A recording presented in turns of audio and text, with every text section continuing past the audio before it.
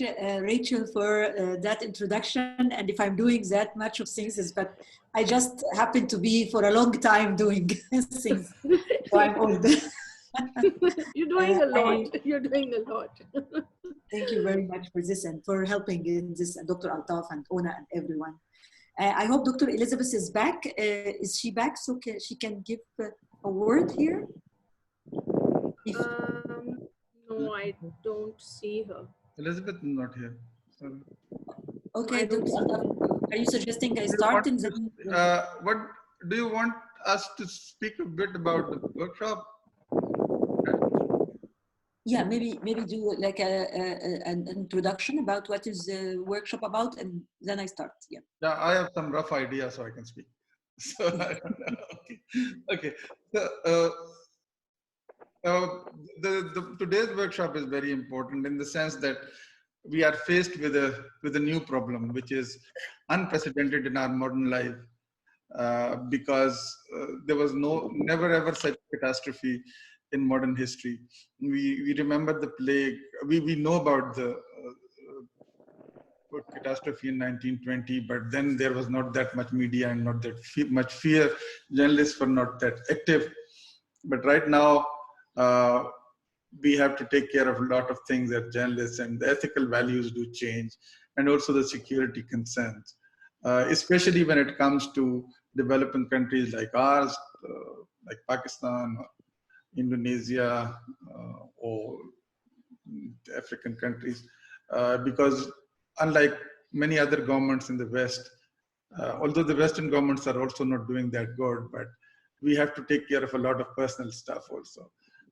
And as we see, there is a lot happening. For example, in Peshawar, there were 11 people in a journalist family affected by the virus because he was living with 16 other people in a tiny place, and the hospital sent him home to have to do self-quarantine. So what we expect today, and Abir is the best person to talk about, is how to stay safe ourselves and what are the ethical challenges of dealing with the catastrophe, because all of it changes. Like most of our countries are dealing with war and other stuff, but this is different. This is, and it might be going on for many months to come. And people locked in, personal security is compromised, and life situations getting difficult. So this is a bit of a background of what we are going to do today. And it's Abir here, so she can really help us through that. Thank you. Thank you very much, Dr. Altaf. Thank you, everyone. And I will start immediately to the point to speak like in few minutes to give... Sorry, I'm back and I would like to give an introduction also. Please, my previous computer failed me, but I'm on the program, I guess, and I managed to get in on another computer. So sorry about the interruption, it just went black. It's okay, you are okay. I will only take a few minutes, but I'd like to express my immense pleasure at hosting or co-hosting this event together with FCC College in Lahore. It is not the first time, and I think it will definitely not be the last time. I thank also particularly Professor Altaf and also Professor Rachel for doing this effort to make us such a transnational event, that this is truly a transnational event. I mean, the number of countries and the number of participants speaks volumes about that. JMIC, Journalism and Media International Center, as some of you well know by now, we are preoccupied with connecting people across nations, across boundaries, across continents, and also we are concerned with connecting people across the, in my opinion, often artificial boundaries between professional journalists and academics. That is a clue, that is sort of key to what we're doing. And this is something we hope that many of you who have joined us perhaps for the first time can help us go on with in the future. Our work is centered on democracy and human rights, and in particular when it comes to human rights, it's about freedom of expression and of course press freedom, media freedom is core to us. We're also concerned with equal rights when it comes to gender and minorities. And we have the largest, I would dare to say, network working on climate change and journalism in this world, which is under our umbrella as well. Our website, which you may later explore, and you can easily access it, it shows the diversity of our activities with partners in many countries across this planet. Lately, our activities have turned rather digital, and we've learned how to do this as we travel down this digital road. We don't want this to be the only way of communication, but we realize both due to climate change and due to other difficulties, costs, etc., that it is a feasible way, and maybe we will learn to feel closer to each other even if we are digital. I hope at least that that will be the case. I hope you also will contribute to our website by contacting us and making us aware of problems and also of solutions that you actually find across the planet. And I think you have a lot of experience that you might share with us, be it from Yuba, be it from Deepak, be it from Rwanda. I would be very eager to receive feedback in this. When it comes to Corona, and that's my last point, it is the duty of journalists to contribute to the well-being of all citizens. And in these times, that might be in some occasions sharing with the government concerns and government advices. However, we also see that the Corona times has been an occasion for many governments with authoritarian traits to strengthen their hold and to actually also use the COVID-19 as a pretext for introducing more authoritarian measures. And that is where journalism's role really stand at a junction where we have to choose the critical path as much as we can and to really scrutinize which measures gain the people. Because as I think many people have said, a nation should be judged by the way it treats its most vulnerable people. And that is also one of the guidelines that journalism should be concerned about. So this is the context of today. And I would like to end this by quoting Reporters Without Borders, who say that the coronavirus pandemic illustrates the negative factors threatening the right to reliable information. And they ask a very pertinent question, which I think we all need to think about if we're concerned with the future of journalism. They ask, what will freedom of information, pluralism, and reliability look like in 2030? These are the contexts, these are the perspectives under which we conduct this seminar. And I'm very happy to be able to follow it throughout the next few hours. Thank you.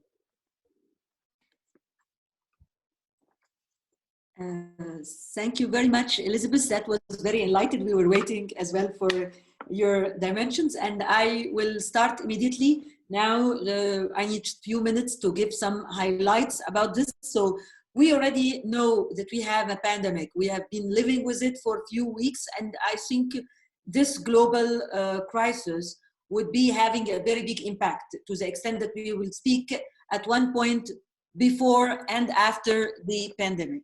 So this is why we work on it. But is it really that new to everyone? And I mean, is it completely new and we're starting from scratch?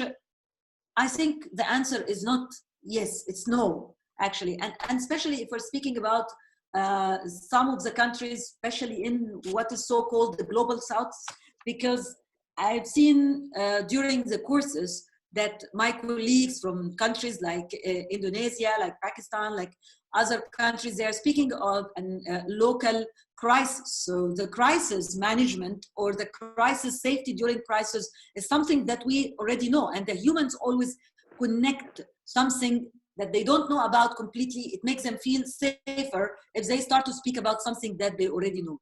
So if we are speaking about a typhoon, we're speaking about a tsunami, we're speaking about a volcano, we're speaking about a famine, for example, the famine of East of Africa, and we have that, we are speaking about something that we know and we can think about it.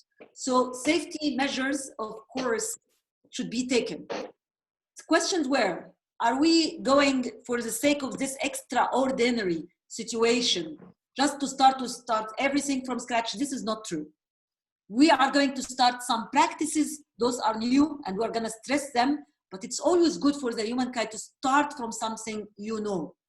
It is international because it's a pandemic that happens internationally. However, and this is the most important, this phenomena is very local. I mean, local in different ways. Local in our experience. Local in our experience as nations, because now, yes, every nation suffers from the pandemic, but every nation suffers differently or think they are doing differently, because here the culture play background, like, and I'm always speaking about the cultural capital. So what we have as people, this is how creates the response. The knowledge of the people, the ideas of the people, the religion of the people, the beliefs, the political beliefs of the people, the regime that is already there. All of those things really matter on how people consume this global pandemic. And as Elizabeth said, for example, one of the phenomena, one of many, that some governments used this phenomena to crack down on things like freedom of expression, you know. There is a lot of examples and a lot of detainees, you know. In the Philippines, for example, 3 of our colleagues were detained during the pandemic, you know, and it's ever happening there. Egypt, a lot of people who were in prison, they were not released, especially the journalists. They were even accused of terrorism, including one of our Christian colleagues. He was accused of being an Islamic terrorist, okay, believe it or not. So those things happen around us. So what kind of dilemmas do we have in this? And how we do consume? The good thing about that, if we can say there is good thing, that it starts somewhere and it takes time until it hits us or hits other countries. So there is a learning process here. And this is one aspect we can use for learning from such a crisis. So how others done that, but we cannot copy and paste what are the others doing. So one of the questions was about some of our countries, for example, my country, like, and others. The literacy or level of education is not high. And there are some local practices or some traditions that help the people from really dealing with this. Like, for example, Iraq, for example, we have strong cases of the stigma of the epidemic. So if women get the epidemic, they just refuse to, the families refuse to get them to hospitals because women cannot stay out of the family. So it's a gender issue as well here. So women cannot stay in the hospital because of this. And they, even if they are taken to the isolation or quarantine hospitals, the families come or the tribal comes and they get back the women to stay at home. And when they stay at home, we all know the infection starts in the family, and this is what caused a high percentage in some countries. So that makes us all think about this. Safety measures. I'm starting to hear my echo. Yeah. So safety measures is another thing that really comes with that. And when the safety we speak about, journalists were always speaking about their safety to plan, and we have taken that in our courses to do some communication planning, all of those other things. Do we adapt this, or do we leave it completely when we start to speak about the pandemic? No, we adapt it. But however, it is different because now you are not only as a journalist doing an interview with victims, or I prefer saying survivors, or people with the disease, the COVID-19. No, you are in a danger of getting the infection. So how do you protect yourself? So this is another challenge. It's not only protecting your body. Who's giving you this protection gear? Do you already supplied by that? Some of the journalists come to ask me and say, because we have one of the hotlines, I was responsible for that. So they all ask me, do we go to the quarantine hospitals? You know, because they see those Western, I don't like to use the word Westerns, but maybe some of the European journalists or American journalists go to the quarantine hospitals and they do stories from there. So can we do something like this? For example, Egypt, again, I'm using my country. And I say no. Why? Because if you go there, the Ministry of Health requires you to stay for 14 days. Are you sure that you are going to be safe in some of the hospitals that already get infected, you know, infections with the hospitals? with doctors and nurses getting infected in our countries, with the infrastructure that. So I wouldn't prefer those stories unless there is a lot of measurements. This is just an example of a dilemmas. Actually, we were questioned a lot about our digital safety. Everything comes here because, you know, safety is like a triangle. I'm just reminding. So the physical safety is there, the digital safety is there. So are we okay with our communication that became online? Are we okay with that? A lot of hackers, they know how to strike. They get your data and they get your life because this is your only access, because now people use Zoom. You have noticed that when Dr. Altaf didn't share this Zoom link on social media, he shared it among us with a password and everything. Why did he do that? He did this because of the protection, because there was a lot of attacks. Everyone is using the same programs. If we're speaking about physical, digital as well, we speak about equipments. Are we okay with our equipments? Because if you have a microphone and you speak with someone, you put the microphone near a person and that person starts to speak, you know, and we know all how this disease comes. So this is how now we should be very innovative. If we are cleaning with the hygiene for ourselves, and this is already, I'm not going to speak about the hygiene because others are speaking about that. We have to think about our equipments as well, because our equipment is important to be hygiene. And people started, photographers. We might be, say, reporters or journalists get this. I need you to characterize which reporters, because we have different kind of reporters. If we're speaking about reporting itself, we're speaking about science reporting, education reporting, all reporting. And this is a challenge. If you are not already a science reporter or a medical reporter, we don't want you to be one.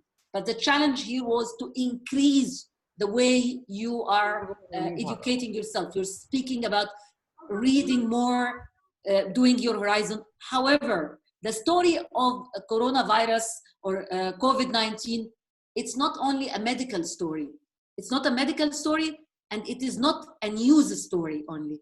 And it's not numbered for sure. It is a story for every single reporter to report. And we are speaking a lot about numbers, but it's good to speak about cases. And now I think we're in a position to speak about phenomena in our local community. So this is how we customize this international phenomena to the local context and reproduce it and give it to our local different customized audience. This is how we do this dilemmas. This is one of the things that we speak about it when we talk about our coronavirus. Again, if we're not speaking about the topics the journalists are specialized in, we are speaking about journalists as, because they are different, as correspondent who has to go in the field. They have special needs, they have special questions. I'm just touching base. I know already there's questions about that, but I'm just saying titles. There are photographers with cameras. There are another photographers with with video cameras. Those are different ones that we are having. So we think about that. There are editors, so who stay in the office. We need to know the needs, because those editors need now, when they have the shifts, to not to have all the reporters at the same time, different shifts, and only the people who are important to come, and the people, and I mean, some families, because now you know children don't go to school for a long time, so the families has to stay there.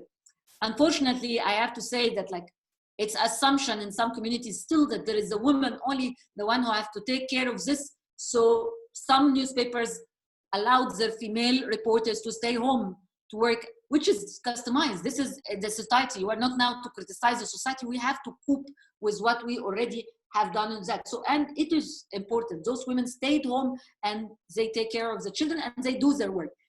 A lot of questions, and I'm not going to go into that, is how to do my work while I cannot go to the field.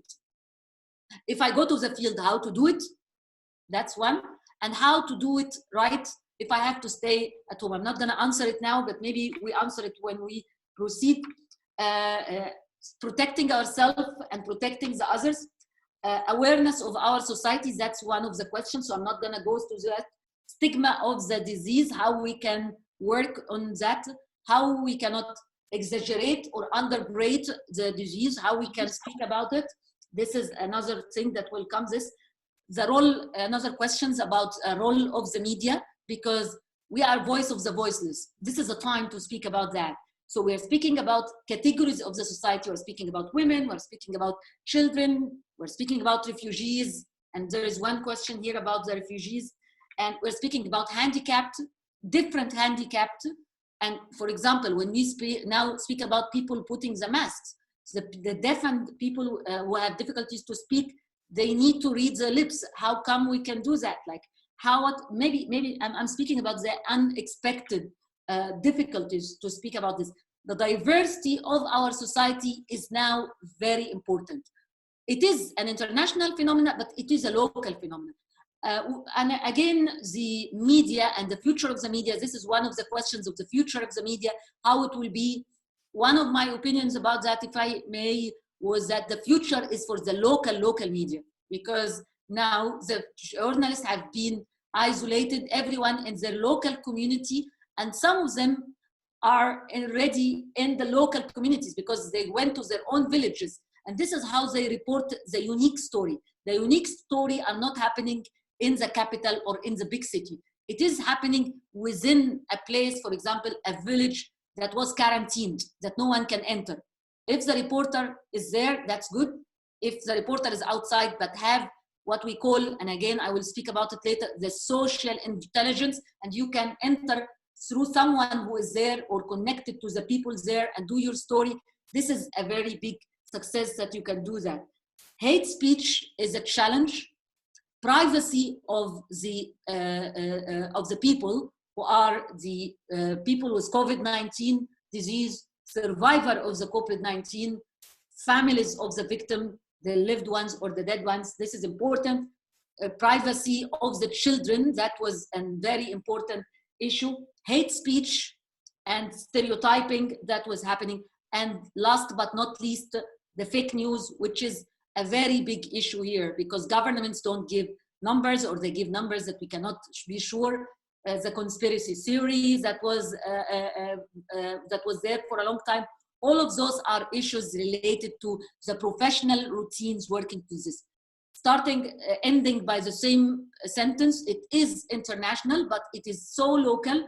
And I'm glad that this webinar today is bringing some colleagues from different backgrounds. So I think that it will really enrich our discussion. Thank you very much. And I'm going to stop here to hear the questions and give some insights about it. Thank you. Thank you, Abid. Thank you very much. Thank you, Abid. All right. Shall I put the earlier questions again, or Abid, do you want to answer the earlier questions, or yeah, these are all? Should I put them?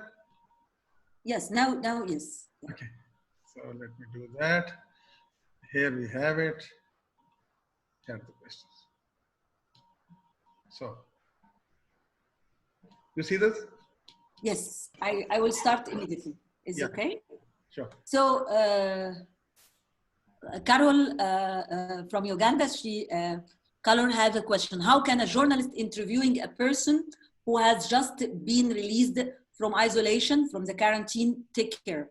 Okay, so we are, questions from Johanna. So we are here applying what we have learned before in our courses about interviewing victims/survivors. So first of all, we have to understand that this person have been under a big stress, of course, because that person survived. But this person is not a public figure. There is a difference in law and in profession between a public figure and a non-public figure. So that person has the right to refuse to do the interview with me, because there is a journalist from Tunis who went under the quarantine hospital and she was trying to make people speak with her. No, if you don't convince them, this is your failure. This is your failure. And you have to respect people's limits. So first of all, I have to take procedures. The safety procedure, wearing the suitable clothes. We can talk about that later. That's one. And then we have to take the permission of the person, and we have to speak with them and negotiate with them and take into consideration the trauma that happened to them by having COVID-19 and surviving it, the stress that they haven't seen the family, have been put in this. So this is the first thing. We have to talk with them. When we speak with them, we give them options as well, because they are not experts in media. We are the one. So one of the things, we treat people fairly. I mean, at the end of the day, sorry? Yeah. So there was, for example, a doctor in Egypt. I'm sorry, I'm just giving examples. So that doctor lost his sight. Guys, can we mute our mic so we can hear each other? So this doctor, he got blinded because he got COVID, and it came to his eyes, and he got blinded. And the first journalist talked with him, and then he take a photo of him. The man is blinded now, so he don't know how this photo will look like. And the problem is that the first story is okay because he wanted to reach out, but this intensive stories, all of them getting the doctor, even doing photo session for the doctor like this. You are the journalist, so you know this way you don't like. This is not good for the human dignity that you publish it and republish this thing. So treat people with fairness and treat people. This is how you approach people, and this is how you speak with them, and you respect their rights and you respect their privacy. So you don't give their names, their ages, where is their location, especially in the countries where there is big stigma for the disease. The stigma is another question. I'm not going to speak about it now, but it is important to speak people fairly. The second question, and I'm sorry, I'm moving faster because I know there is several questions. How is the condition of, this is from Johanna, how the conditions of refugee victims of conflict in the midst of a pandemic? I see information released by many organizations. How can the media confirm the facts on the ground amid limited spaces for coverage because of this corona? This is a very good, important question. It's not only the refugees, it is, I don't know the word in English, but the people who, because when this pandemic happened, all transportation, airlines, everything was stopped. So people were trapped between countries. They were trapped. They're not refugees, but they were trapped in another countries. And how can you reach out? And if it's their refugees, this is really a worse situation. So we have colleagues now who are doing investigative reporting. I'm not going to give their complete ideas because it's still in, those reports are done. Some of it are published about conditions, for example, of refugees in Syria. You know, Syria is a country, or Yemen. Those countries are in situation of war, and people already live in refugee camps. Even, you know, Syrians are living in refugees camps here in Europe as well, in Greece. So those people, are they really applying the hygiene or everything that is required to fight the COVID? The answer varies from one place to another, but properly not. And you are always going to hear this say, it differs in different countries, say there is no voice over the law of the voice of the battle. You know, I'm translating it from my culture. No, we are journalists, and we have, this is the time to give the voice to the voiceless. It's not a cliche. It's one of our roles. And the refugees or the displaced people, because there are displaced among the nation, or the migrant people, those people need to be heard. And it needs to be heard through you. Going to the technique here, this is when you apply the social intelligence. The social intelligence is something that is used against us when people hack our accounts. We put this back. So we start to think, okay, this refugee camp, who I can talk and communicate with. Okay, is it under the supervision of the UN? Then I start to speak with the UN. Do I know someone from this region? Do I know someone from this country? Maybe they know someone from this region. So this is, I start to connect. If you already don't have your own network as a journalist, start to work together. I would highly appreciate doing Facebook groups, because this is what, for example, Arab reporters for investigative reporters, Ajij, did. They created a site for this specially. So what do the journalists go? They go to this Facebook group and they ask, I'm doing a story about this, and they start to ask their colleagues to suggest things that is relevant to their stories. And sometimes, for example, I want to do a story about journalists who survived COVID-19. And by the way, for example, in Egypt, we have 2 died, one in a critical situation. and around 15 or 20 were infected, but they are not declared all because of the stigma. That's something. So they put this question there, anyone knows about this, and people started to direct message or just give that. So this cooperation among journalists, this is the time for journalists to cooperate. This is the time where any organization, like for example, journalism institution, like your respectable faculties are doing this because the journalists are, many of them are graduates, create this floor and start to get this with this refugee so they can be heard. Later on, and this is not only for that question, I think the other question will be touched about that, so I say it, when you speak with the people there, when you start to connect, they will connect you to the others. They will start to introduce one to one to one to one. And this place, for example, is a quarantine, not a refugee camp, a quarantined village, a village that was done under quarantine. How do you can reach it? You can reach one person, you start to reach others. And be inclusive, try to speak to women, people from different professions, start to speak. This is the diversity. This is how you have this idea of a diversity as a journalist. So start to speak with the people there in this, and you end up. And when you instruct them, if your media house is just a printing media, which is good, that's good. If you can ask them to take photos, that's good.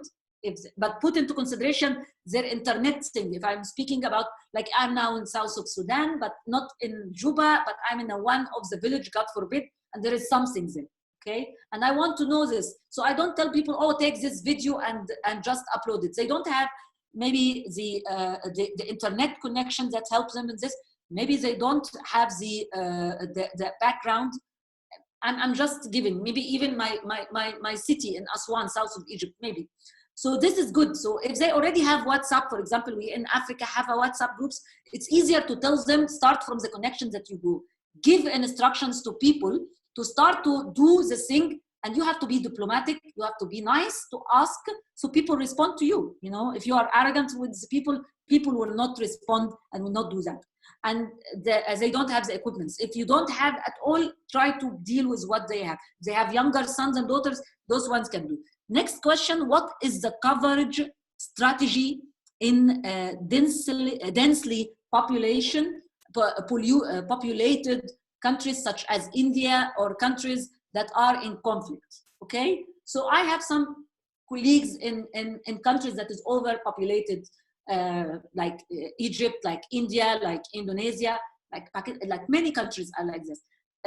First of all, I want to say one thing, because this is maybe something that we have discussed with journalists.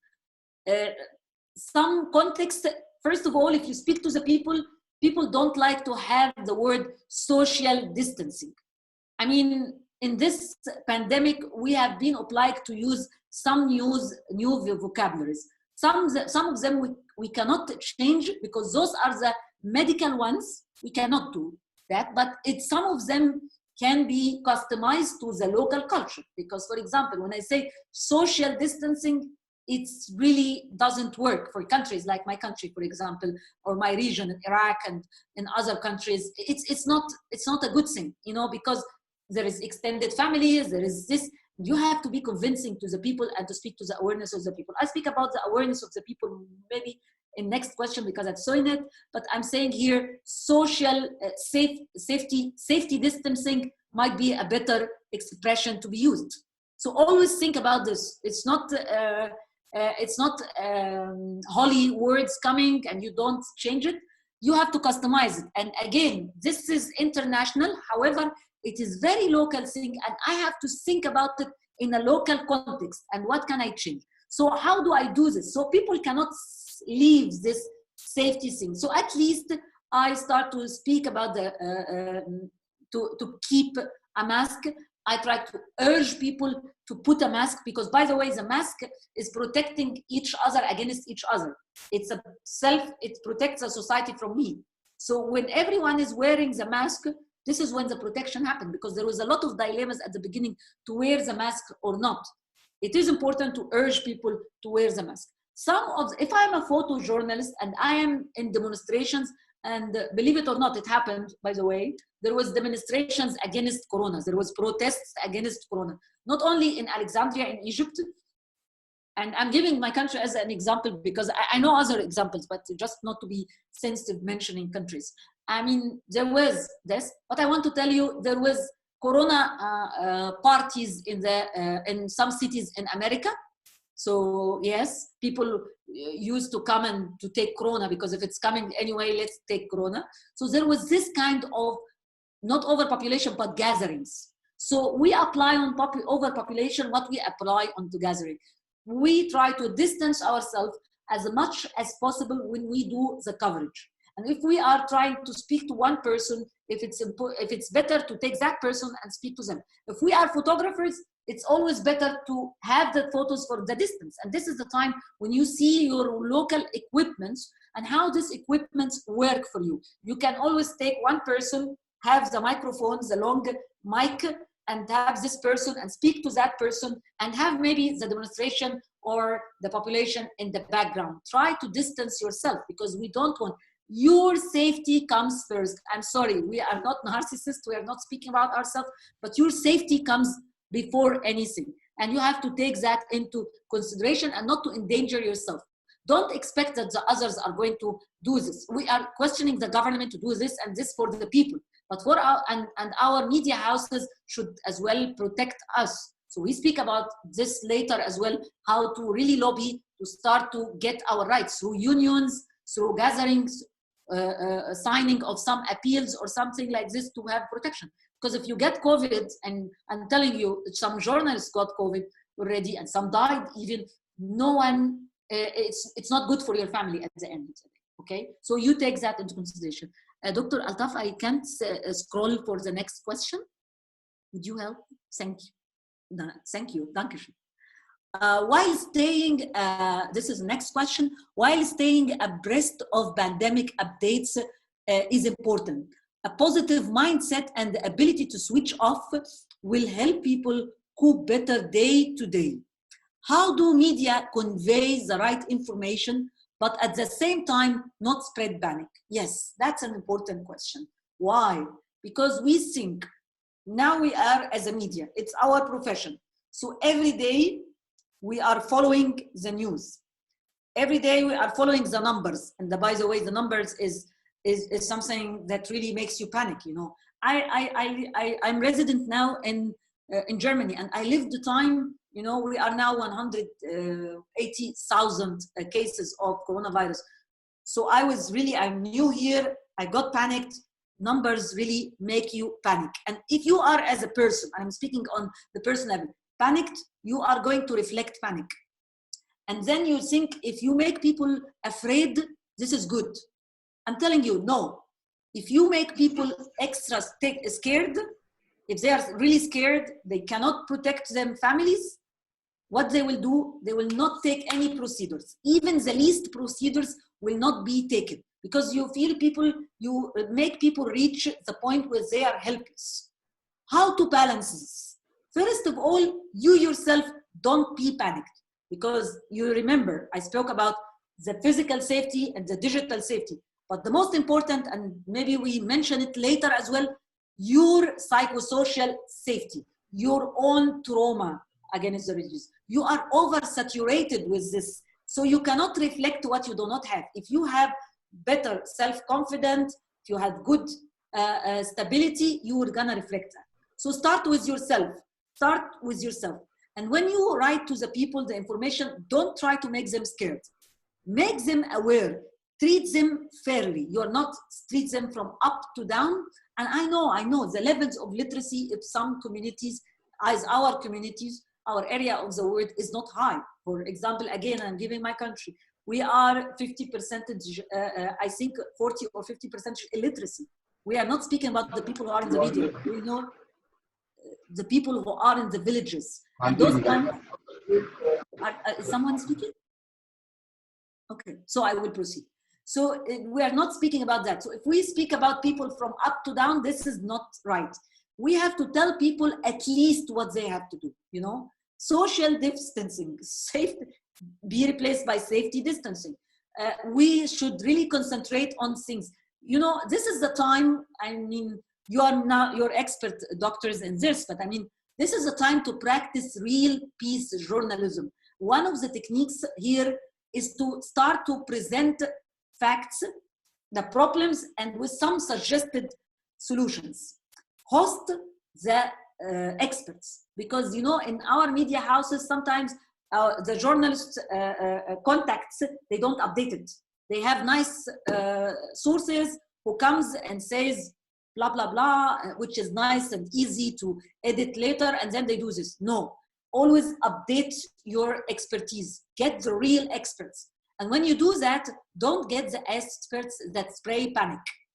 Get the experts that give information, and give a balanced information that reflects the reality, and to speak to the local community. What are the solutions that really work for your community? Because what can work for you might not work for the others. The education sector, for example, people care about those stories. So you need to know what can work. Of course, students, when the life return after the curve have been flattened, it means, do you get all the students at one time, or do you get them to come 3 days a week selectively? Do you come them in the morning and the evening? Those are information that are solutions. Peace journalism here means that you really convey the good ideas. You get the government, if someone has an idea, get the government to respond to those ideas, create good debates. Don't only speak about news. We need to see more reporting than breaking news. This is not the time to just break news and throw news. You have to operate this news, really have to, and I think we're going to speak about it differently now in a moment, about fake news, how to verify the news, how to get the expert to speak. And I think this is the right information, and this is the balance that are there. But start with the journalist himself. Positivity reflects positivity. Negativity reflects negativity. Fear reflects fear. So if you're afraid, it will show in your coverage, and you will make people fear. And when people are afraid, what they do? They do nothing. They go to the street, or maybe they even do those kind of protests against coronavirus that we have seen, or do any dangerous thing as we have seen in some society. A society with a high level of literacy, yes, and the ability to think critically is the first step in dealing with news in this pandemic. Then what should media do in dealing with the society with low level of literacy? I've been speaking about this point because this is the case in many countries, in our regions, respectable regions, and this is the reality of our societies, and we have to deal with that. Then what I would do, I will add to the information because I don't want to repeat what I said.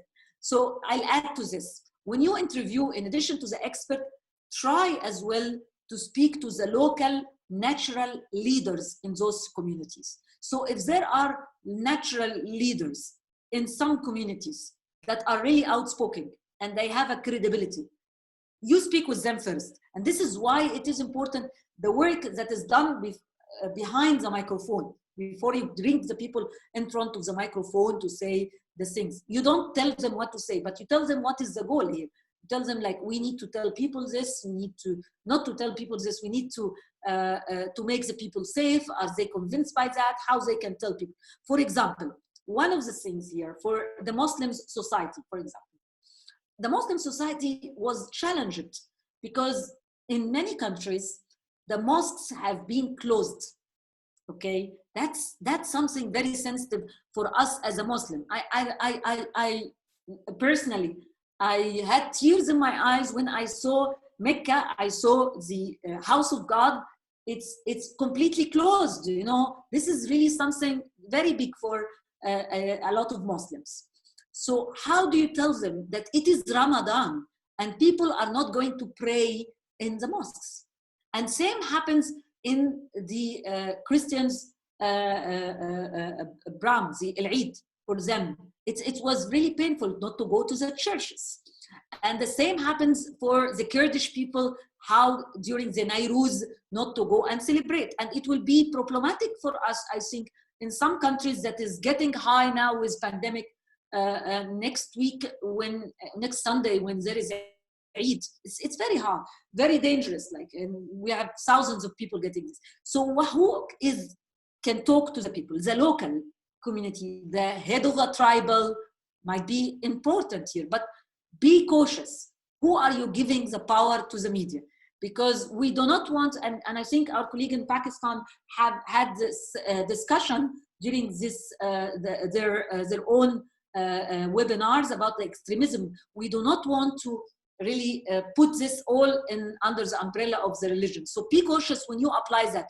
Who are the natural leaders of the society and what they're saying? Again, this is one aspect of the peace journalism. You know, the GMIC is talking always about the safety, but it's always mixed with some concepts of ethics and with the peace journalism. So this is getting this in our country. I think this can help with the level of literacy. It's not only literacy from education. Here it is literacy about using media.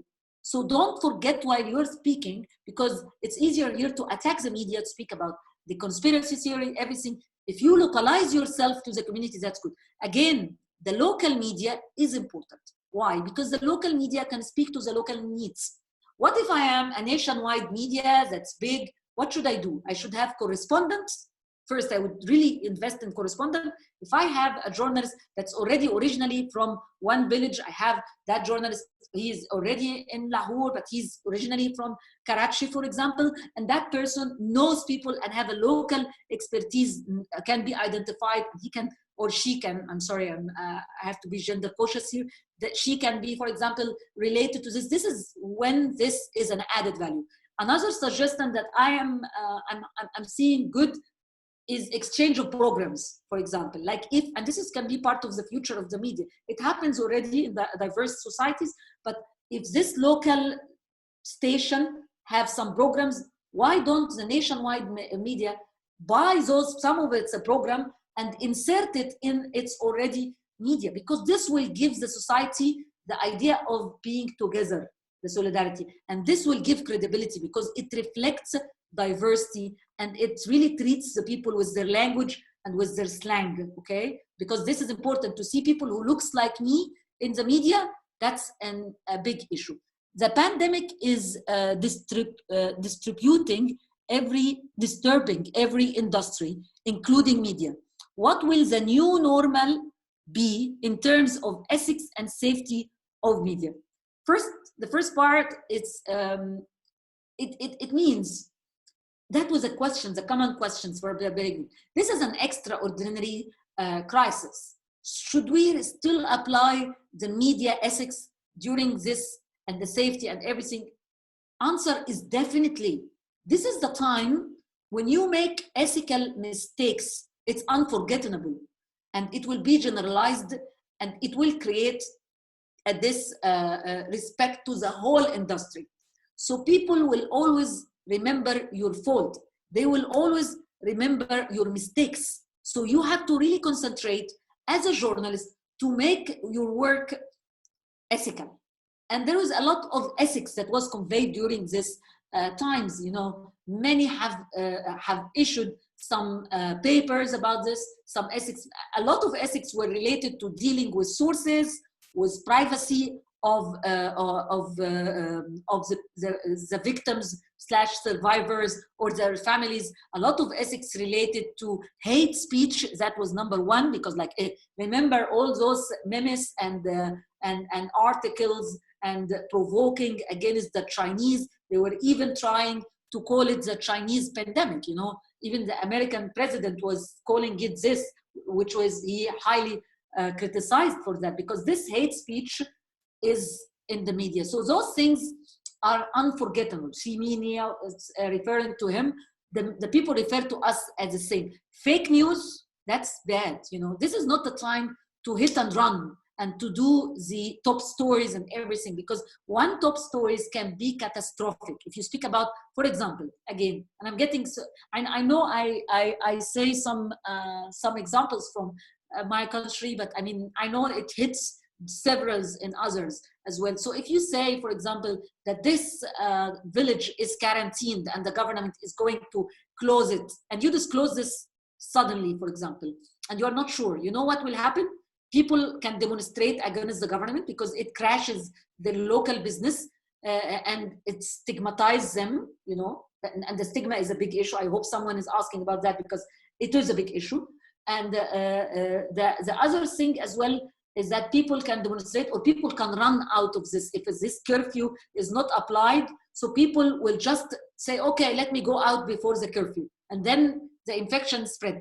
So we have to be cautious. We have to apply the ethical values as they are, or even better, because in the pandemic, catastrophic consequences happen when people don't do the work right. Safety, I'm gonna save it to another question. During the pandemic, face-to-face interviews were reduced, and the sources often sent answers via WhatsApp videos. We found many obstacles to verify the facts under these circumstances. How does ethics fall within this limitation? First of all, thank God for we having social media and we having WhatsApp and everything, because WhatsApp is very common in many societies. For example, in many villages in our region in east of Africa, we're north, but like south of North Africa, we are really into heavily in the WhatsApp.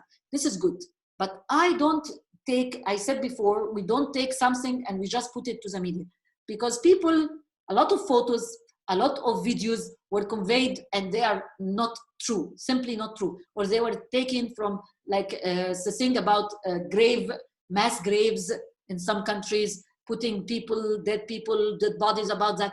All of this have a bad consequences, because, for example, this story or this fake video about having those mass graves, it gave an impression to the community that this disease is infecting, even if there is a dead bodies. And it reached to the point that, for example, and again, I'm giving an example from my region, that when a doctor died, she had corona and she died, okay? The people in the village refused to bury her in the village because they were afraid from the body to get infected. They were thinking about that. But although even in the Islamic way, you can still someone come and clean the body or according to the rules and do that. But still they stigmatized her in her life, because later I speak about the stigma things in Iraq when doctors, and not even in Iraq, it's international, unfortunately. People clap for doctors in front of cameras, but later on, nurses, doctors, cleaning people working in supermarket are not welcomed in buildings and are even sent to the streets. So the mass graves gave this impression that the bodies is going to give the infection. No, you have to take the procedures. How we deal with that? For example, this one story, Azza Mughazi, our colleague, have published yesterday for a woman in a village. She is wearing the right procedures and she's doing the bodies of the dead people, the dead women died with COVID-19, with the right procedures or whatever. So we see this is how the stories that we publish, sometimes it infects. There is a lot, this question is about how is fake news. Fake news doesn't halt us from using social media, but don't make this your only thing. You have to verify. There is a whole training about verifying videos and photos, okay? So how to verify that. I'm not gonna give the training here because it's a whole big training, but there is that training, how to verify videos and sources, and how to verify an information. At least this is the common thing. You have to get the information from two independent sources, two sources that do not know each other. If you don't have the time to do this, then don't do the news, because you have to ask yourself, what are the consequences of the news? Because these consequences is really dangerous. Maybe I seize the opportunity to say, before reading this thing, there are 5 rules, 5 questions, guys, are important to publish or not. Can I say this, Rachel? It will take 2 minutes. Yeah, please, I've just taken it down because I want to put another one for you. So you just answer first. So I will seize the opportunity and say those 5 until you put. So there is a question to publish or not. If you have this dilemma to publish or not, you have to ask 5 questions to yourself. This makes it easy. In dilemmas, it's easy. Tick, tick, tick, tick. And this is how I see things is better. First of all, are you going to publish this why are you publishing it? Are you publishing this because it is important for the people to know, it's for the public benefit? And this is a very tricky question. And people have to be honest when they answer these questions. Am I doing this for the people? Maybe I'm doing it because I want to get a prize, like a Pulitzer Prize or any prize in media. Maybe I'm trying to do that. Maybe I'm doing this. Do you hear me? Yes, agreed. Loud and clear. Oh, yeah, I thought it. No, yes. it's perfect. So thank you. So the first thing is the public for people. Do I do it for the people? You ask yourself, maybe you're doing it because you want to be famous, you know? Some journalists do that, unfortunately. And it's not the time, not during the pandemic, please. So you do this, you ask yourself differently that first question. What if the people don't know? If the people people is singular, doesn't know or don't know this, so people will suffer.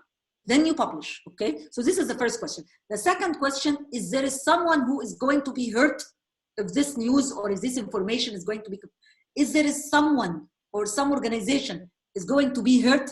Because if someone is going to be hurt, that means that you really have to consider.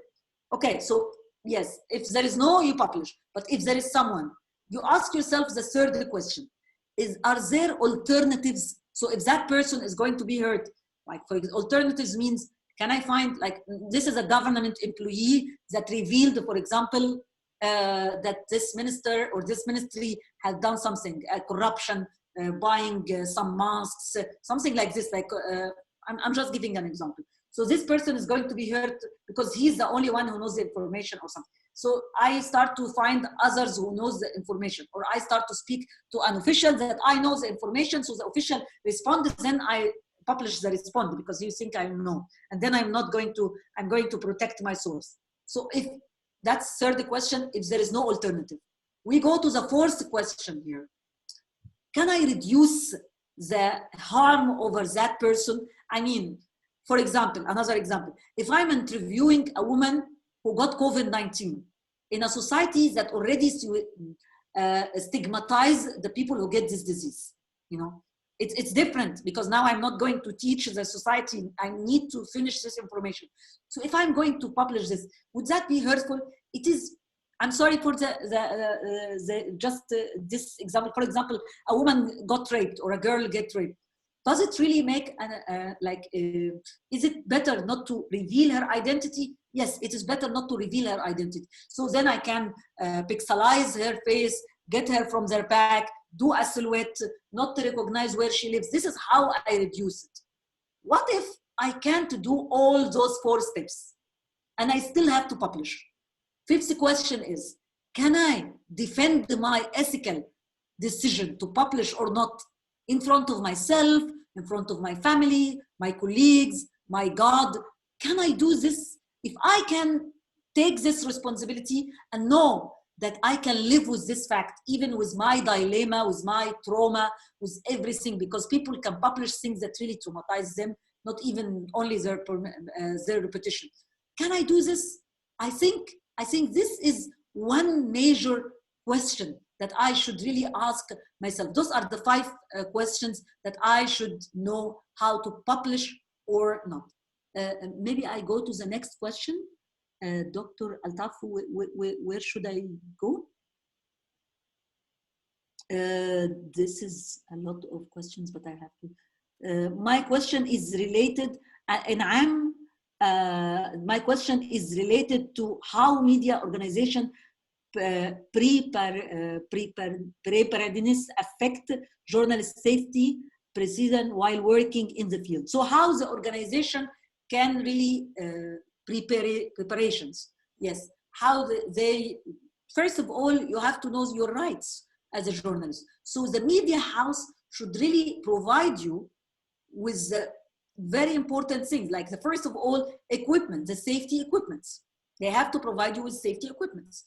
The first of all, they have to do your security, help you when you do your security plan. We're speaking about the security plan, the basic things about the dangers that is there, the risk assessment, the risks that you can deal with. So they cannot just simply send you to the hospitals that have been infected, for example. And you know what is the infection in the hospital? Like, I mean, there is a leak of the disease, and now the hospital itself is infected. There is a lot of doctors and nurses and cleaning people and others who started to be infected in this hospital, and it's not even cleaned. And I just sent the journalists there.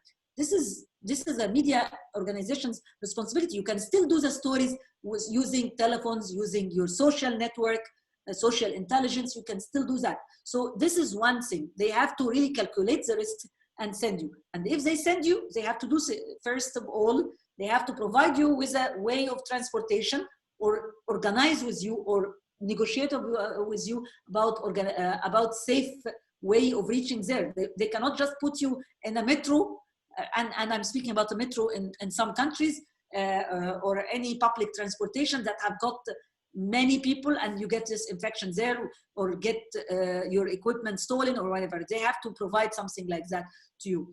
And when they provide this with the teams, they have to have a routine of cleaning the equipment, because the equipment have to have a routine of being cleaned first. When it's there, when it's handed to the journalist, it has to be cleaned.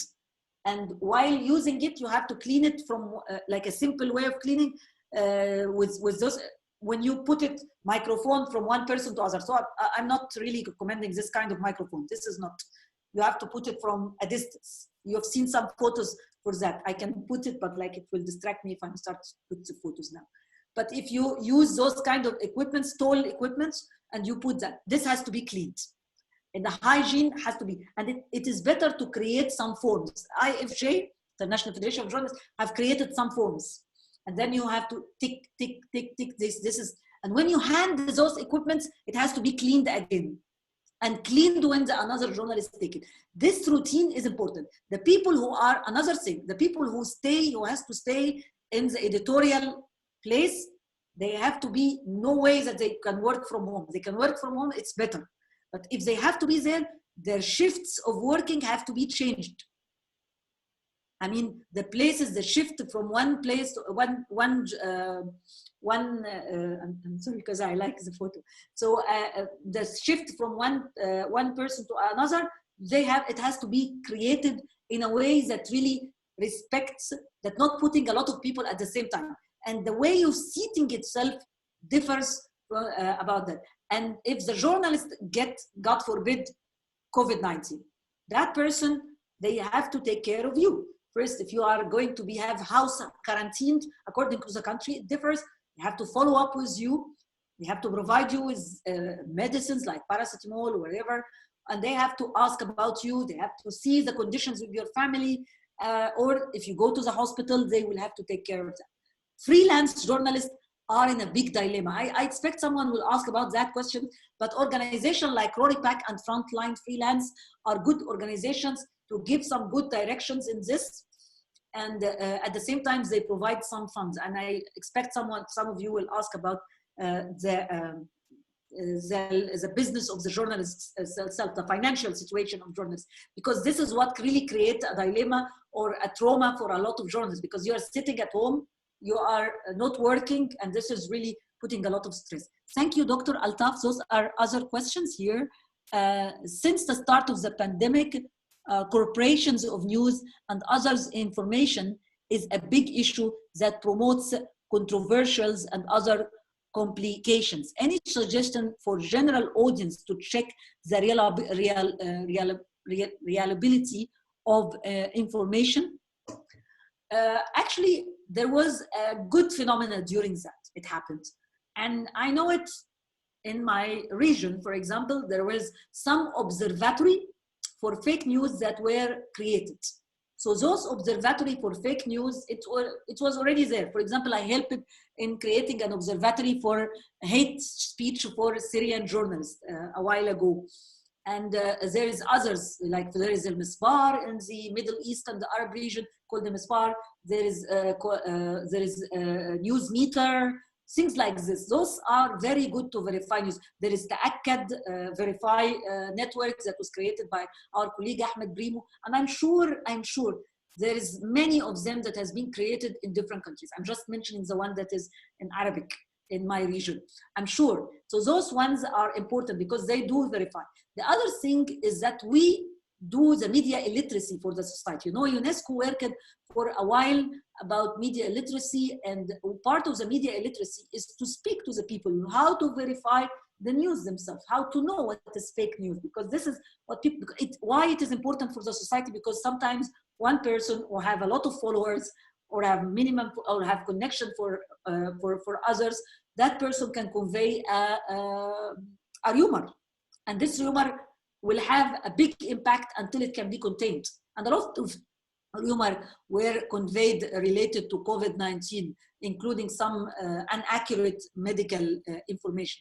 So this is one of the techniques. The other thing, there is a lot of online courses now, because people, if they are not already having online courses, everyone is trying to do this. I want to stress that the GMIC already had the plans to create this platforms, the webinars before. So luckily we had that, so now we can apply it. And I'm glad our colleagues from Pakistan already, and I remember already Dr. Altaf from last year, you already had some platforms like this. This is very important for educating journalists, and journalists can educate their local communities.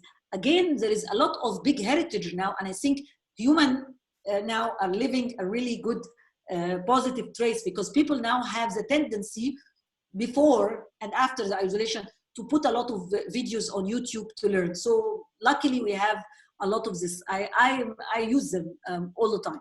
Journalists' role in current scenario is limited to comic relief.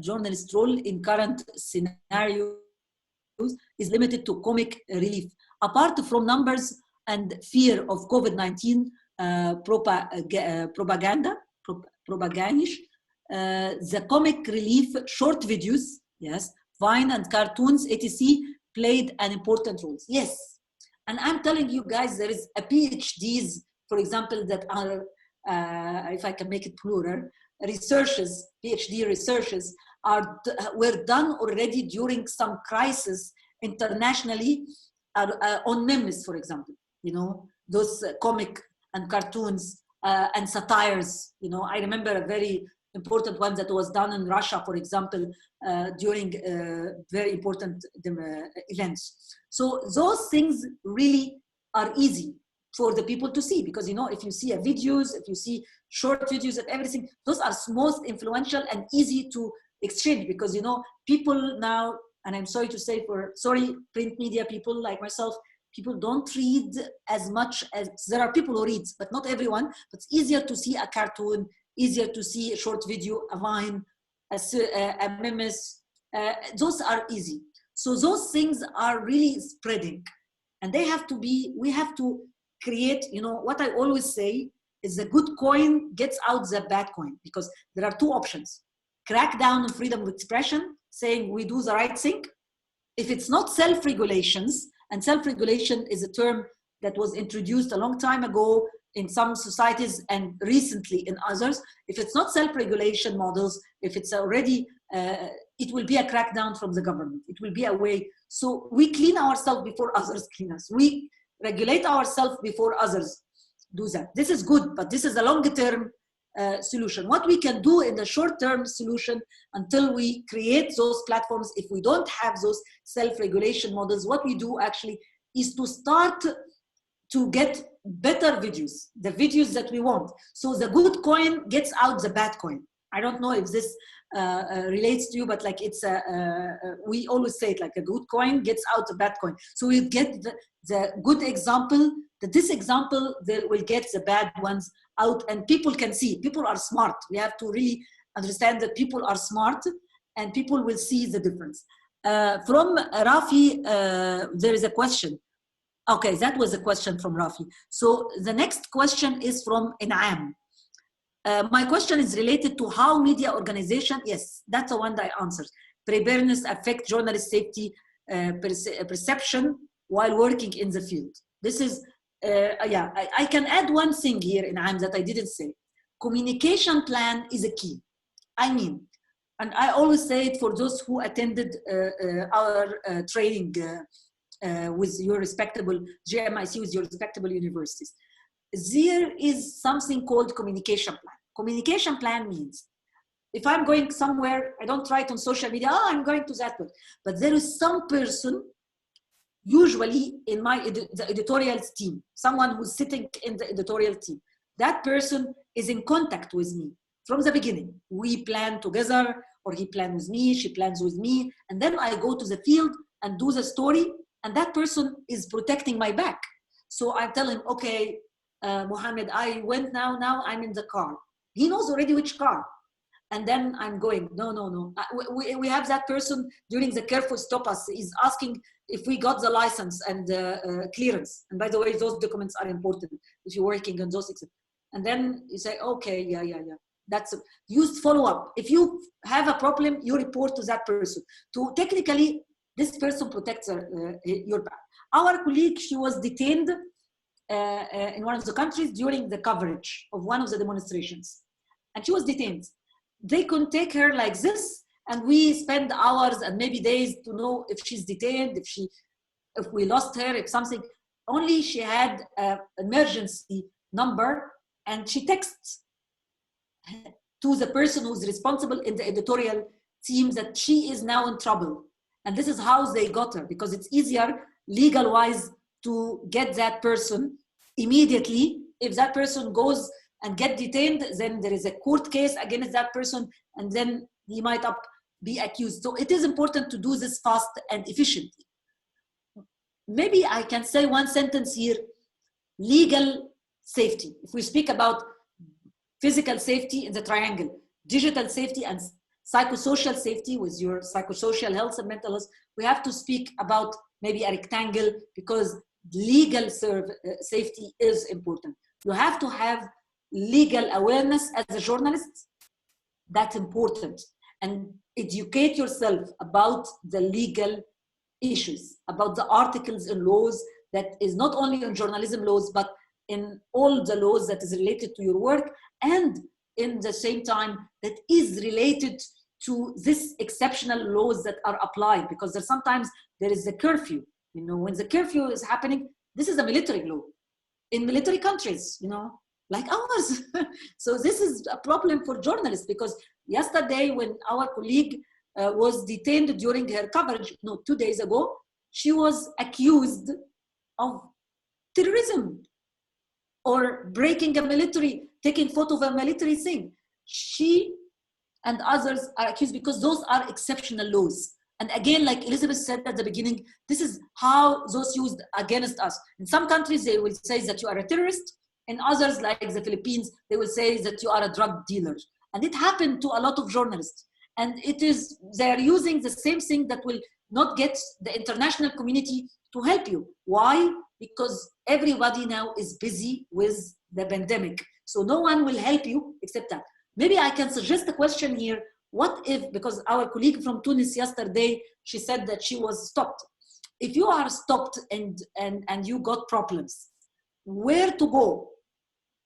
First, it's good to inform those international professional bodies. That's good, but don't expect them to help you. And if they will help you, that might be hurting for you in your local community, because you are, in some countries, they would say you are a spy, you have foreign support. So it is always good to create the local network.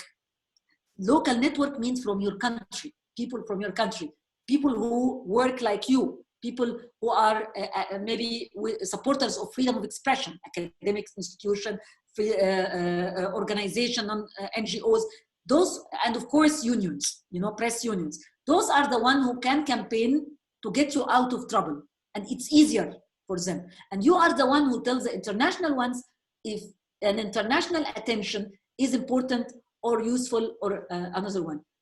Dr. Altaf, there is other questions? Yes, Abir. I don't hear, sorry. The voice is muted.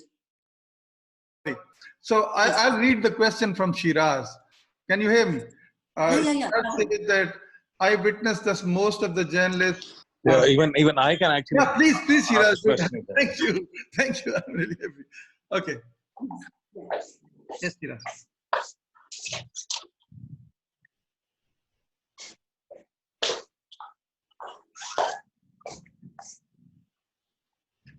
Shiraz, we don't hear you. Yeah, I think he's isolated. Shiraz? I'm so sorry, I kept speaking. I hope I didn't get you a headache or something. All No, guys. not at all. It's wonderful. Okay. Shiraz? Why did we?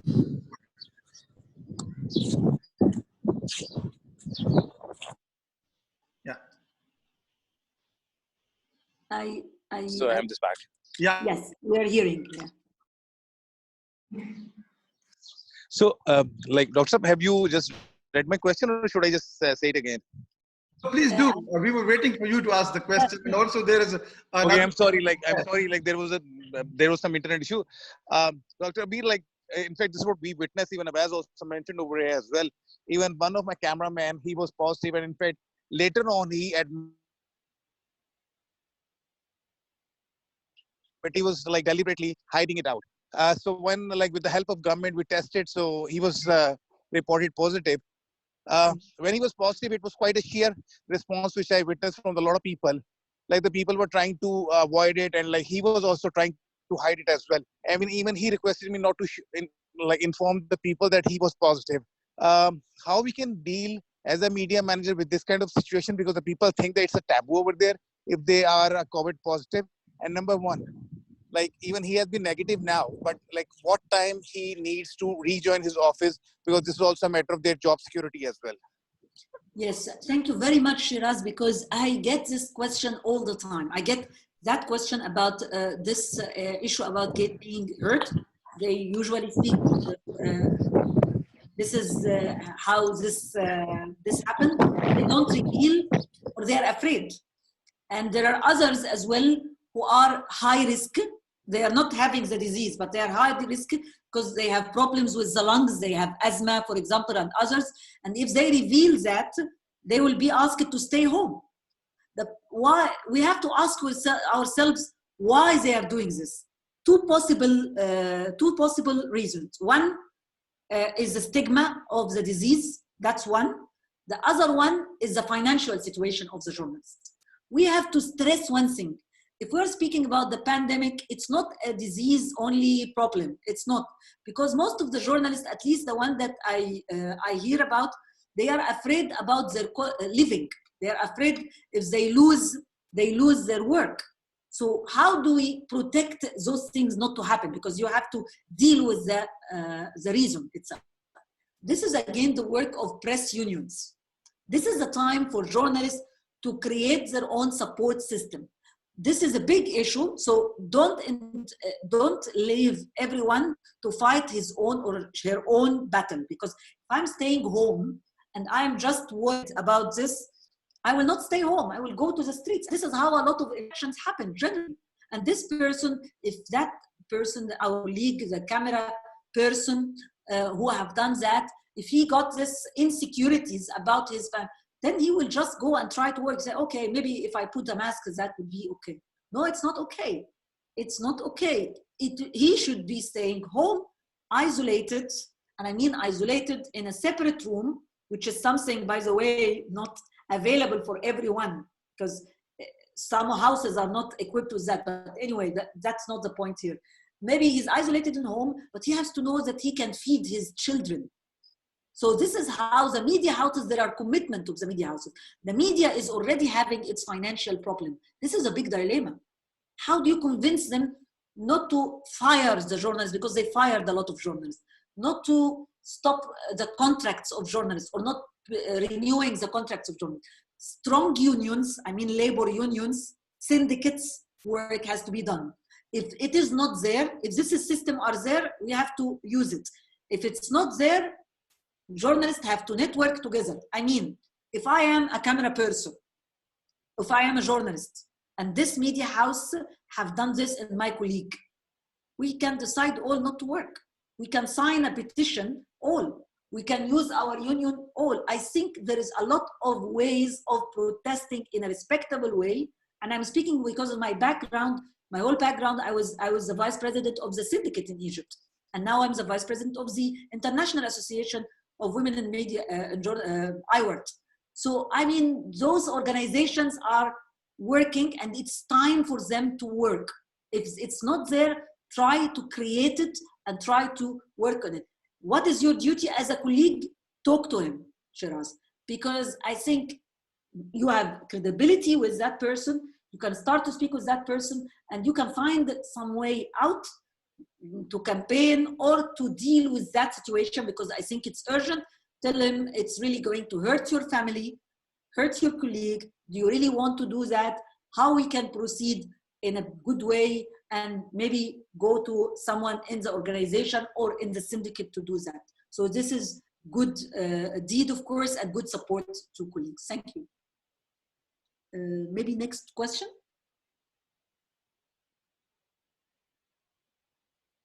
Dr. Alta, it's muted. Thank you, Veer. Thank you very much. Thank you, Abir. Well, we don't have any questions here right now, but I have a question. May I ask that? Yeah. Of course. Like, job security is very difficult to achieve, basically, especially when you come to countries like Pakistan. I don't know if other colleagues are facing the same, because on the one hand, the media is going down already. There is a lot of problems that the media is facing. The government is also taking harsh measures. We did talk about it earlier also. And also journalists live in places where they can't self-isolate themselves. And all these things, you already answered those questions. It's really difficult to really report. And also the question of public service journalism, basically, that what is happening right now, that because of the pandemic, most of the other issues are going into the background, like public service, which is very important. So do you have any tips about that, how to do public service journalism in the era of pandemic right now? Yeah, thank you very much, Doctor. That's important because the media itself is in crisis. So the crisis of the media, part of it is the inability of those medias to have a right business models to work and survive. And you know, I know that Pakistan is very similar to Egypt.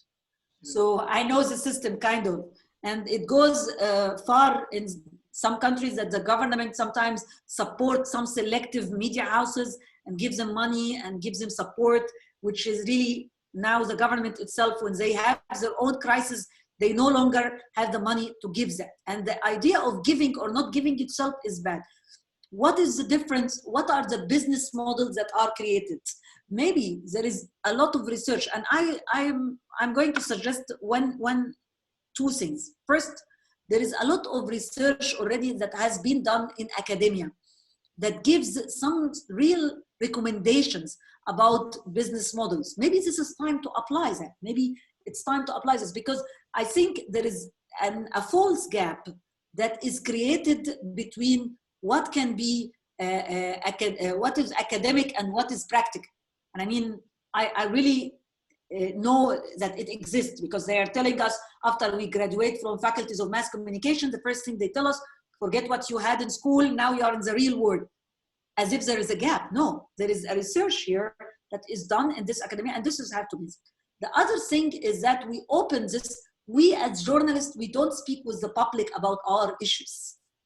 We have, and this is why when they say, oh, the media, this is fake because it comes from the media. We got this bad reputation because we tell the problems of the people, but we don't tell the problems of the journalists. So they don't sympathize with this. We have to go to the people. Why do we create the media? We create it because it's a voice for the people. We have to speak with the people and create those business models. I can tell one thing that is sure out of this. The local media, I mean the small media, the local radios, the local stations, those ones, we have to really concentrate on them. Because I think if the bigger ones, it's very hard to maintain and survive it. It needs its own path, but at the same time, while it's going its own path to be financed, maybe financed like here even during the pandemic, they are sending us the letters to pay for the television taxes, okay? So people here, you see here, I don't have television in Germany, but I have to pay for this television taxes, the ZDF. And you've lived in Germany and you know that. This money goes straight, because it's the right of the media, to the media, to pay for the media. It doesn't come as a money that's given under the table to one media and not the other. So this is a system, creating a system of financing the media and doing this. This is one for the nationwide ones, and they have to be selective what to keep, because we know some of them are merged, some of them, we know the crisis. I don't want to repeat it because like everybody is aware of it. But at the same time, we have to create those local media if it doesn't there, and creating small business models for those small and medium media is more helpful. And that time, people who have graduated from faculties of mass media, people who are going to practice journalism, they are going not to have to go to big cities like Cairo, for example, to work in, or Lahore. They can stay in their own local community and start to speak with the people, with their local dialectic, with their local input, and work on this. Is last thing that you said, does that already apply during the pandemic? This is a pandemic, it's a crisis. This crisis will end at one point, but we are staying home. It looks like we are staying home. No, we have to use this time. This is time for innovation. This is time of thinking, because we are going to be asked about that time. It's time to verify what are the problems that we have, what are the problems and what are the solutions. And people can reach out after the pandemic ends or during the pandemic and try to make this work through the right channels. Abir, I have shared a question with you. Anam Hanif, she asked 2 questions and I've shared those with you. Should I read them? Anam, do you want to ask them yourself? That would be better. I think she won't be able to like speak herself. Is that so, Yana? All right, she's at work right now. Okay. So you could speak out questions. Her first question is, journalists in Pakistan already have job insecurities already connected to the one you asked. So they don't ask for PPE or disinfectants for equipment. How can they protect themselves in situation? Question number 2 is, some journalists themselves are not taking precautionary measures. How can we convince fellow journalists not to put their lives at risk? Yeah, this is, and I will tell you one thing. You cannot practice what you don't, you cannot preach what you don't practice. This is important, because we as a journalist, we cannot ask people to take precautions against the COVID while we don't do that. That's an issue. So how can we treat it? And I said before, because I know it's a financial problem. It's COVID-19 for many of our colleagues, and it out of experience, not assumptions, it is a problem with insecurities. It strikes us while we are having already a crisis in the media sector. A lot of media houses have closed its printing thing, because now they even say that if you have a newspaper, it's going to infect you because it's in paper, so it's better. So they are even using it to close the limited ones that are have. So we have very limited spaces. But I will add to what you're saying, that the journalist that agrees to go unsecured to do a mission in one place or another, this journalist is not infecting or not harming herself or himself. They are harming others. Because if I'm a media house, I said, okay, I'm not gonna protect journalists. And then a journalist comes and say, I'm not gonna work. And I was like, I get worried. But then B says, I'm going to work. That will say, okay, I'm employing B with less salary, with no protection, 0 protection, and I'm sending him or her, okay? This is wrong. This is time for unity. If you are one person, people, the lion is coming and eating you. You know, the corporate lion is coming and eating you. Forgive my metaphor. But if you join forces with the others, no one can do that. Actually, a good example for this is freelance in some countries. Like freelance, frontline freelance is doing a coalition, and they're teaching journalists, they're giving courses to journalists how to preach about the right, how to negotiate about the rights. This is good, but you cannot do it except when on the ground, people have to know their rights and they act. So A, who left the job, B is not going to accept a job. So now I am, as a corporate, has to change, because if nothing made me change, I will never change. That's how things are. And it is the power of collective work. And even in the big houses like the BBC, when someone has trouble, the colleagues in the union, in the chapel, inside the BBC, in the big media houses or others, and I mean, I'm giving this because I know examples like that, they come and they communicate their problems and they negotiate with the administrative and the owners of this. The other question is talking about these procedures. We have to speak to each other. We are in crisis. We are strike as journalists with, we have double strike. What we can say, the double effect here comes, and we have to speak to each other. Arij, for example, created this Facebook group, and now it's, I think it's approaching today to 1,000 people. I'm one of the admin of this group. Those are Arabic speaking journalists. This group is good practice. Maybe we as all the journalists who are alumni of the GMIC network and cooperation with the universities, I'm suggesting this, and I was suggested to Dr. Elizabeth as well, to create one Facebook page for us, the ones who are speaking in English and Arabic, because this, and then we exchange our experience, because this is time for this. And I highly, in addition to this, expect that in local communities itself, I mean, in every respectable country, that you already have, and I know that you already have your own network.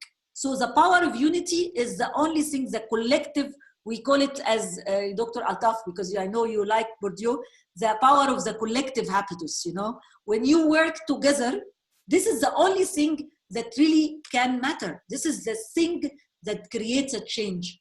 If a person cannot create a change, I think a group will do this, and it is time. Don't ever let anyone tell you no voice is higher than the voice of the crisis, of the pandemic, or whatever thing. Because if we wait until all crises end, we will wait forever. It's time for us. If we don't change our situation, or we don't find ways to do it now, we will never do. Yes, Shiraz already commented about the situation in Pakistan. Historically, unions had a very good role to play. I was recently speaking to a journalist friend 2 nights earlier, and he's part of the, he was in the union meeting, so the Pakistan Federal Union of Journalists, and I asked him whether they could do something, and he said they are so divided they can't do that because there are 3 different unions. We had a very strong union, but General Ziaul Haq in the 80s decided to break them down. He was a military ruler, and he invented another one, and then there are 3 right now. So the original unity is not there. And also television journalists, I don't think that they have something.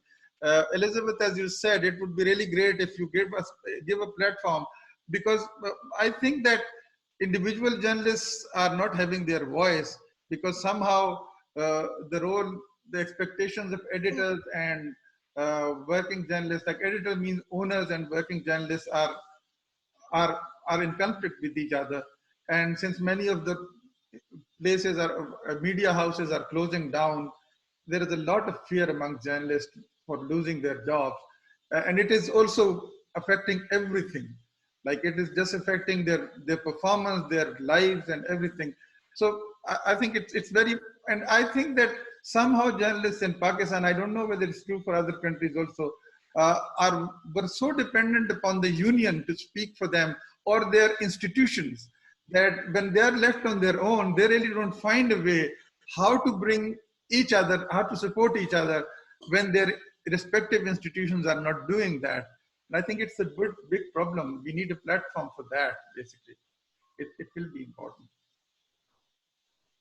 Elizabeth, do you want to comment, maybe? Dr. Elizabeth wants to comment? Yeah, well, yes, a little bit, because, well, I'm a member of several Facebook groups, and I think they're relatively safe, and we could absolutely do that, and we could link on to the JMIC, but let us also consider whether we could make JMIC a more active debate forum for this particularly, where you could all join in. There are some safety things with Facebook that I'm not fully capable of circumventing, to say it that way. But safe communication is an issue that we haven't touched upon, whether digital safety, not so much in this workshop. It is worthy of a workshop of its own, I believe, actually. But since we now have this email list, we can communicate. And I think also what we've seen for previous GMIC events and conferences is that people who've met each other, and now we can say people who met each other only digitally, they will still be able to find advice if they need, for example, to report on, well, let's say what's going on. Somebody in Pakistan wants to write an article about how they're tackling the virus in Uganda. They may contact somebody in Uganda for that. And same with Rwanda and same with Indonesia. I mean, this is an embryo network, if we like to characterize it some way. And it should be enlarged also. We have several countries that does not join now. Afghanistan is one that's dear to my heart since I've been there a lot. And I think there could be a separate course for people there. They're struggling very hard with the virus now, and they have a rather tough situation. Same goes for Palestine, which is another country with which we work with. So, I mean, this is something that's building up, and it's fantastic that so many of you have been able to contribute just to the build-up, not to speak of the FCC. That's just, I don't know if we're on the way to concluding remarks now, or if we... Yeah, we are. We have already, there is a question, I don't know whether you would like to answer that one. There are two in fact. One was kind of a question coming from Rafi, who said that which journalism is difficult, like war or a pandemic. And there is another question which I find very important from Rebecca. How do we protect audience from journalists who give their opinion and think they are experts, but they are giving wrong information, or bring anyone who talk about personal opinion who are not expert at all? It's every day now we see it. So these are the last questions, these are the last two questions. You answer those and we wrap up. I'm enjoying actually, and but I respect your times, of course. First, I'll start with Rebecca's question, maybe. So with that question, we cannot crack down on freedom of expression, okay? We cannot justify this. It's only the self-regulation models that already have been created that are the ones who has the right. I mean, self-regulation model is a big thing, of course. In my country, I contributed into building it, but after that, we have something that is different than we have created. But anyway, I mean, it's important to have them. It's important to have them freely to work. If they are not there, we should work on them. So how do we work urgently now? Assume we don't have them. In some countries, it is not there already. It is not there, or it is used by the government or whatever. What we do? All what I know is that the good coin really gets out the bad coin. That's number one. I mean, if this media house is giving bad thing, or this journalist is giving opinion, we have to do the media illiteracy. So things.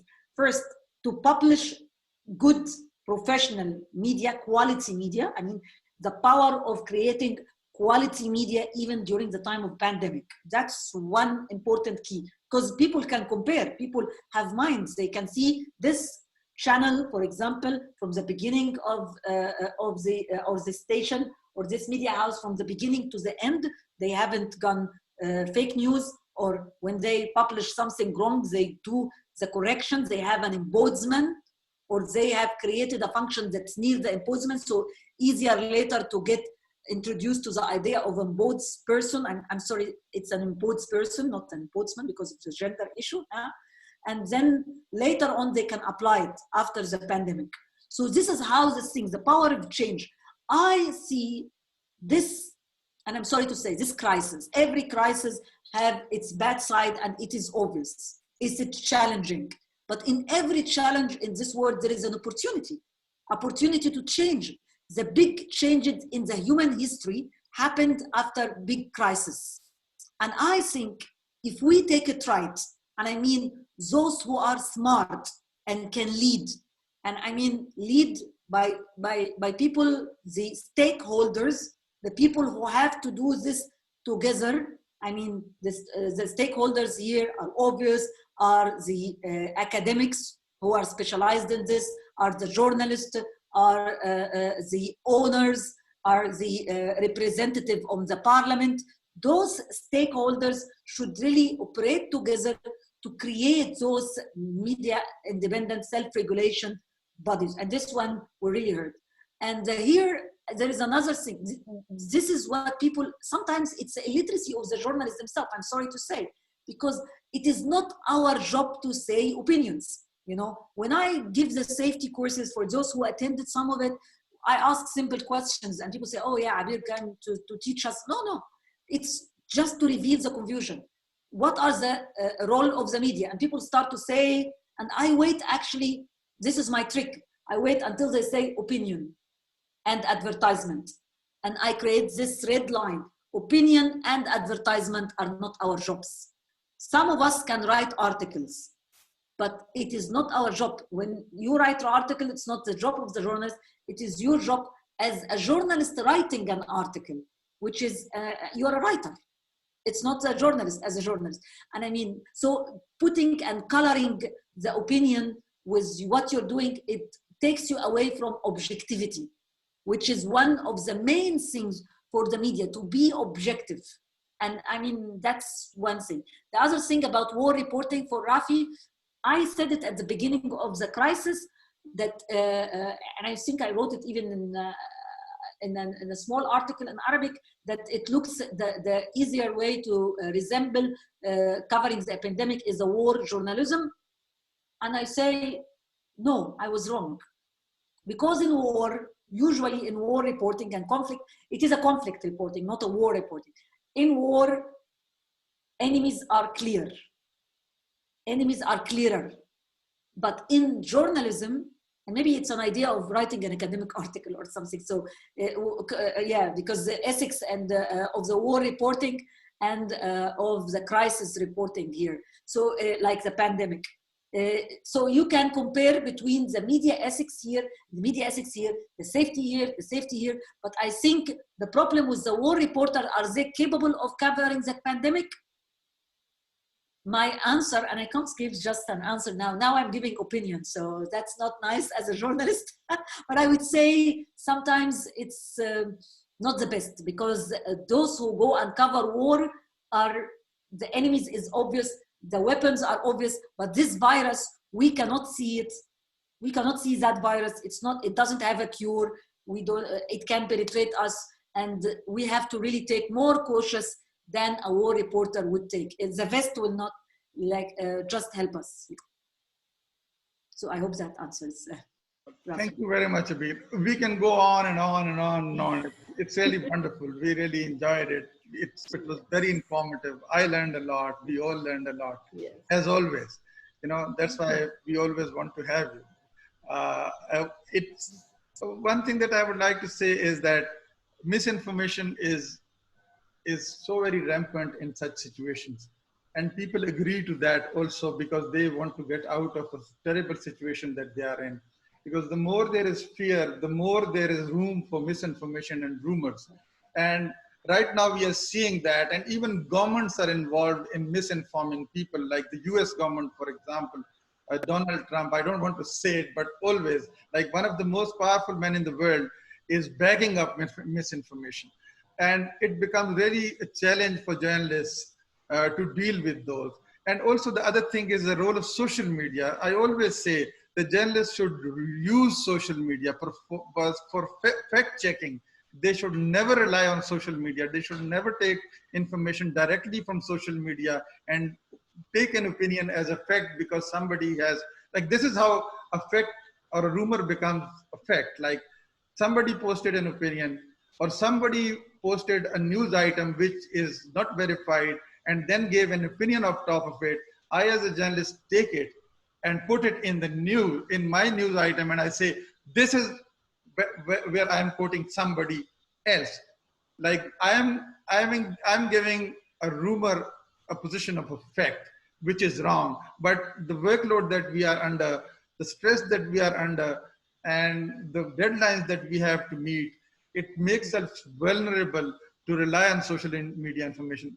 We should really be wary of that because right now what people need is facts. And as there is a lot of discussion going on, I think we might have another one on fake news and how to deal with them in a pandemic. I think and on digital security, because these are huge, big topics and very important right now.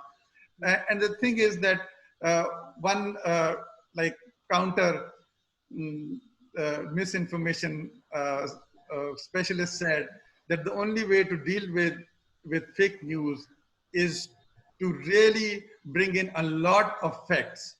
Just keep bringing facts in, that the numbers of facts, the number of factual information outweighs rumors. And you have to insist on that. These might seem dull, like these are not new. When you bring in the same facts again and again, and this is kind of, it defies the rule of novelty basically in journalism, because it's stale. But in times of pandemic, when there is so much fake news going on, repeating the truth is important. It becomes a responsibility for many journalists. I didn't want to make a speech. It's just a comment. But this is good one, and how to be innovative. And I will pick up on that, is how to reproduce the content, the fact, in a way that is attractive to the people. Because now the media houses have to know what is the message exactly. If we are involved, and one of the top role of the media, because this is how we know, we should really revisit again what is his name? I'm sorry. Yeah, so this is the role of the media roles. We have to revisit this. And I think this is an idea as well to see awareness is a key. How to do awareness without turning your media to be like an NGO. You are different and you want to do it differently. And I think involvement of journalists, this is the power of diversity. If you have the audience in your mind, and I mean audience, different categories, you have minorities, and the minorities is another big file here. Huh? Even in Europe here, they don't do them well, but even those minorities, they have to get the voice. You have to see who you are and get the message to the people that they can consume. Don't treat people that you know better, and open for suggestions. The social media is there. This is very good.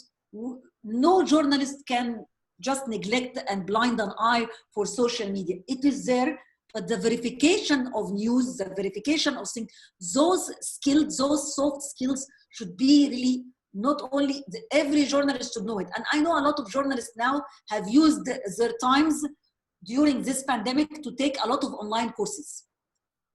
You know, that's a big thing. This is a time, you know, you feel here, it's good time to connect with your family if you are lucky enough to live with your family and everything. This is very good. But the better thing as well is to use some of this time to gain new skills. And maybe I can say something that really will upset people at the end. Maybe at the end, you will not end up as a journalist in your traditional way. You can end up doing another thing that is related to this. For me, I'm trying to turn to academic for those years.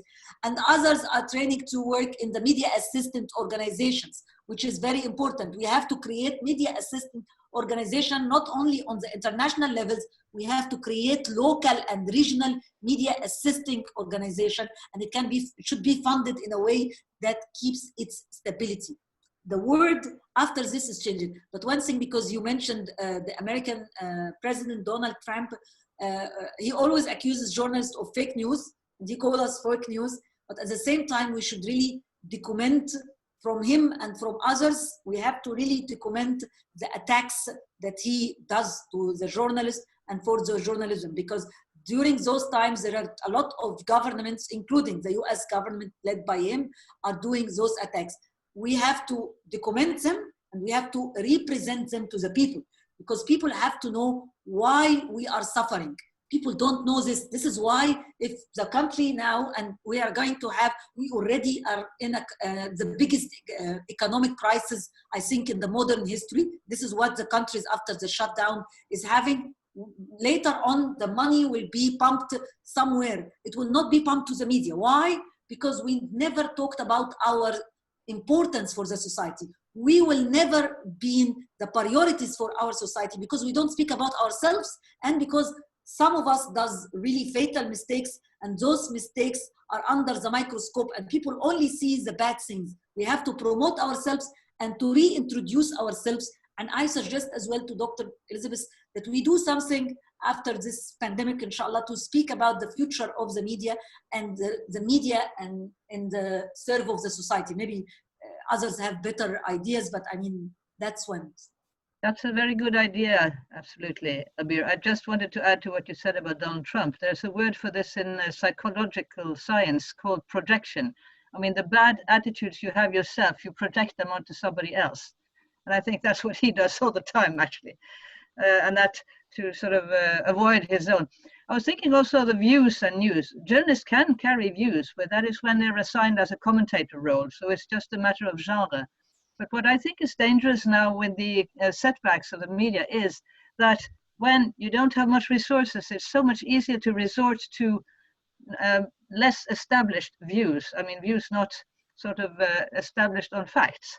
So in that case, you can see you invite many people to say things that they don't really know about. And that is a danger that we see now in media in many places.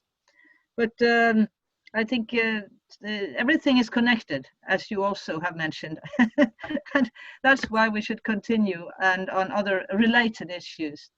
But I will leave to the host to, I will just say thank you, but I would like to say also to all participants who have listened carefully and asked wonderful questions, that we also want you to give some evaluation. I think we will send an email to you after this, and there you will be able to both say what you learned from this and also what could be improved for future sessions, because this is maybe the first that transnational one. I know Abir has done others, but for JMIC it's the first big one we've had on this issue.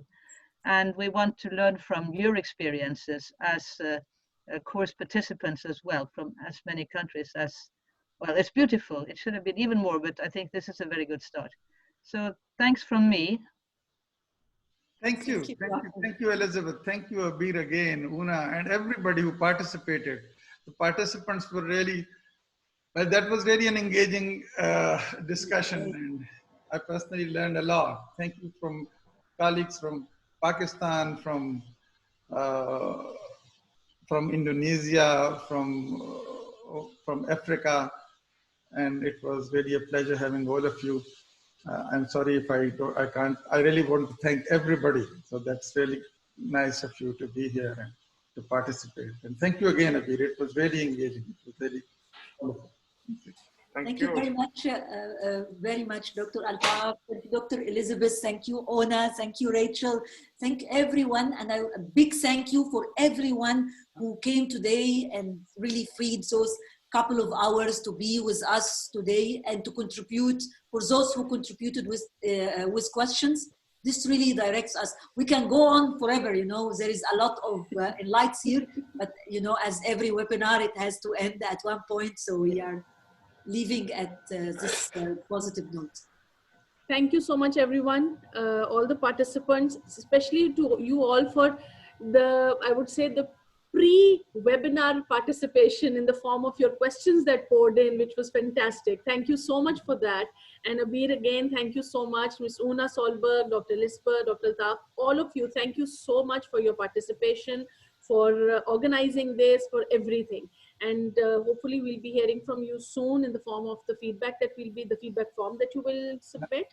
Dr. Altaf will be sharing that in a day or so, sir? Yeah, I'll do that. There is a form ready we have for evaluation. Yeah. Today or tomorrow, I'll just send those. And that would be really great. We would love to have your views on it, and we would love to improve on what we are doing right now. All the suggestions and critique and everything is better. I would just add a big thank you as well for coordinators from every institute and university, our colleagues really providing the list and communicating to our colleagues. That was very, very big, valuable thing for us. Thank you. Thank you once again. Thanks a lot. Look after yourselves, stay safe, and best of luck. Thank you. See you guys soon. Thank you. Thank you very much. Bye-bye. Bye-bye.